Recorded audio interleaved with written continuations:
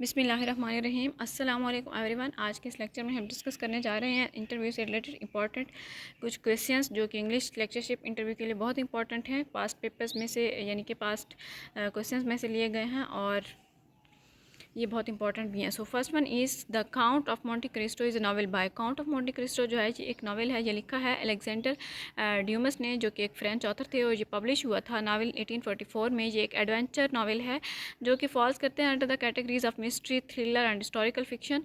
ये स्टोरी जो है फ्रांस, इटली और मेडिटेरेनियन आइलैंड्स में सेट की गई during the Bourbon Restoration in the early 19th century. फिर एक Christmas Carol is novel written by. Christmas Carol जो है वो लिखा था चार्ल्स डिकेंस ने। Three Musketeers is a novel by. Three Musketeers again जो है अलेक्जेंडर ड्यूमस ने लिखा था, और ये अगेन पब्लिश भी, जो कि एक फ्रेंच ऑथर था, और उसने पब्लिश कब किया था 1844 में। ये नावल जो है ये एक हिस्टोरिकल एडवेंचर है जो कि रिलेट करते हैं adventures of four fictional swash buckling heroes who lived under the French kings Louis VIII and Louis XIV, who reigned during the 17th and early 18th centuries. So the question number 169 is who is the father of tragedy writer? Writing में tragedy का जो father है वो Sophocles है, जबकि performing में जो tragedy का फादर है एस्टिलस है। तो अगर जनरल क्वेश्चन पूछा जाए ट्रेजिडी का father of tragedy, so that was Aeschylus. So here is Sophocles is often called the father of tragedy as he is considered one of the most important playwrights of ancient Greek, and his works had a significant impact on the development of tragedy in Western culture literature. He wrote over 120 plays, including Oedipus Rex, Antigone, Electra, Philoctetes. However, it's worth noting that the term father of tragedy is sometimes also attributed to Aeschylus, who is considered the first great tragedian, and Euripides, who is known for his innovative and influential works. आप में से जो लोग channel पर new हैं, जिन्होंने अभी तक इस चैनल को सब्सक्राइब नहीं किया, काइंडली मेरे चैनल को सब्सक्राइब करें, और वीडियो अच्छी लगे तो लाइक कीजिएगा और सबसे शेयर कीजिएगा। इससे हमारी भी हौसला अफजाई होगी और आपको भी फ़ायदा होगा। सो the next question is who is the father of tragedy performer?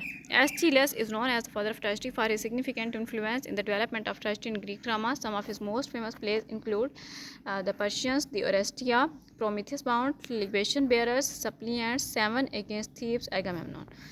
Next question is who were Thespians? Thespians were citizens of ancient Greek city Thespi, with the term also referring to actors or actresses, as the name of the first credited actor Thespis.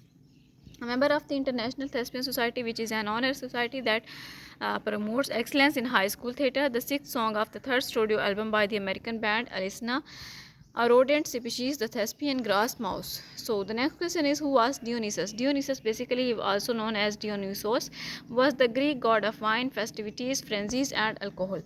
And he is the son of Zeus and Semele. He is often depicted with his trope of satyrs and nymphs. Dionysus is associated with the vine, Thyrsos, Cantharos, and drinking horn. So the next question is what is another name of Dionysus? Dionysus का एक और name जिससे वो ज़्यादातर famous था, that was Bacchus. He was the Roman variant of the god, Greek god Dionysus, and was considered the god of wine, festivity and ecstasy. Once again the next question is what cause 100 years war? 100 years war जो है वो कब लड़ी गई थी, किसके दरमियान लड़ी गई थी, उसकी रीज़न क्या थी? 100 years war was fought between England and France from 1337 to 1453, and it was caused by several factors including territorial disputes, succession crisis, and feudal rights, economic interests, and nationalism. So the next question is major works of Anglo-Norman age. Anglo-Norman age में आपको पता है कि बहुत सारे major works थे, like चौसर के भी works थे, एंड इसी तरह से कुछ और भी वर्क्स यहाँ पे मेंशन है. दी ओल एंड द नाइटिंगेल हो गई, एंड ब्रूट बाय लेमैन हो गया, the scale of perfection by Walter Hilton हो गया. ये सारे उसके वर्क्स दिए हुए हैं, और जाफरी ऑफ मनमाउथ. तो इसी तरह से एनिमल इमेजरी इन मिल्टन्स वर्क्स. मिल्टन के जो वर्क्स थे उनमें एनिमल इमेजरी का यूज़ हुआ है कि नहीं हुआ? Yes, some examples of animal imagery in John Milton's works include the serpent in paradise lost, which represents Satan and deceit, the lion, which symbolizes royalty and power, the dove, which represents peace and the Holy Spirit, the wolf, which represents greed and destruction, the lamb, which represents innocence and purity.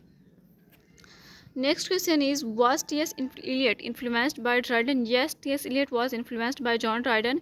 Here are some points to consider. Eliot wrote a collection of essays called Homage to John Dryden, in which he explored the poetry of the 17th century. Dryden's poetry had a significant impact on Eliot's work, and he often referenced Dryden in his essays and criticism. Both poets were known for their use of satire and the exploration of themes such as morality and religion. Eliot की जो poetry थी basically उसमें जो early work थे shows are similarly use of language and structure to Dryden's poetry. So the next question is, what is pastiche? Pastiche basically is a literary or artistic work that imitates the style of another artist or period, often for humorous or ironic effect. It can involve mimicking the characteristics of a particular author, genre or era, such as language, tone and structural elements. Pastiche can be used to pay homage, satirize or creatively engage with the original work or style. Next question is, who was John Steinbeck? John Steinbeck was an American novelist, playwright, essayist, and short story writer, and he is famous for his works like The Grapes of Wrath, Of Mice and Men, East of Eden, Kenny Row, and Tortilla Flat. And he received the Nobel Prize for Literature in 1962 for his realistic and imaginative writings. 1962 में इन्होंने Nobel prize भी लिया था literature के लिए अपने realistic और imaginative writings पर.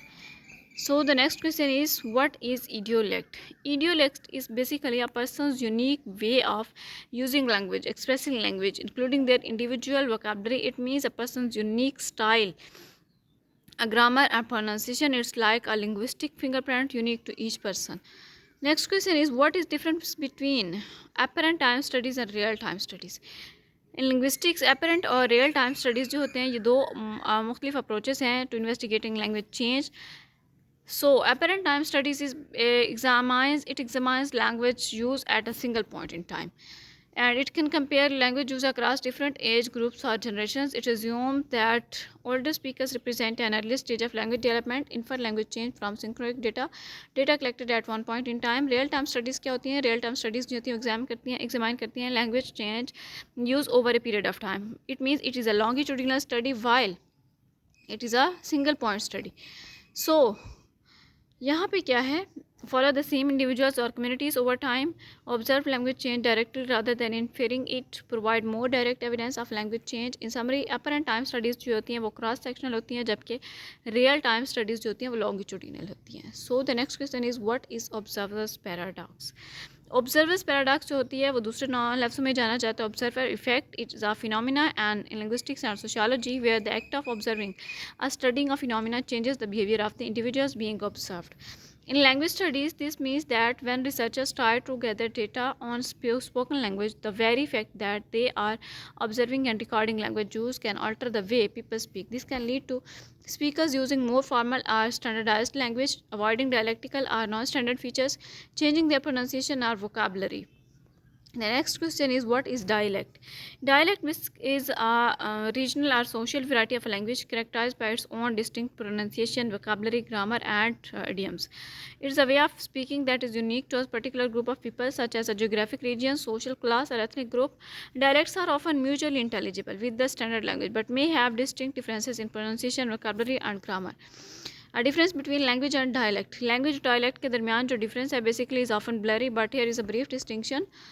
लैंग्वेज जो है ये एक डिस्टिंक्ट कम्युनिकेशन सिस्टम है with its own grammar, vocabulary and syntax, जबकि डायलेक्ट जो है ये एक रीजनल और सोशल वैरायटी ऑफ लैंग्वेज है differing in pronunciation, vocabulary and grammar from the standard language. और लैंग्वेज बेसिकली ये एक ट्रंक लाइक है और डायलेक्ट जो है वो उसकी ब्रांचेस टाइप है. So the last question of this video is difference between accent and dialect. Here is a brief distinction. Accent जो होता है basically it is a way of pronouncing a language, how we utter the words, phrases, sentences, how we pronounce the words, including the sound, intonation, and rhythm. It is the way you say words.